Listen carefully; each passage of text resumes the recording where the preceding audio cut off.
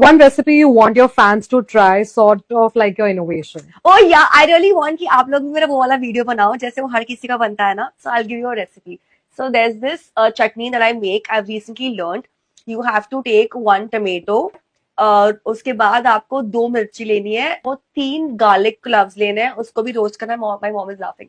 उसको भी रोस्ट करना है, उसको मिक्सी में डाल के ग्राइंड कर देना है, और उसमें डालनी है और वो भी डालनी है, धनिया भी डालना है, फिर उसमें नमक डालना है.